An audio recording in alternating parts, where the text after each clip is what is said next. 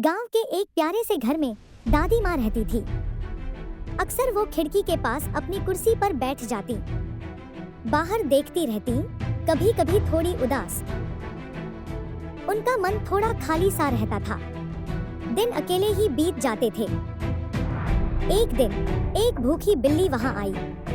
वो धीरे धीरे दादी माँ की कुर्सी के पास आ गई। उसकी आंखें खाने की तलाश में थी।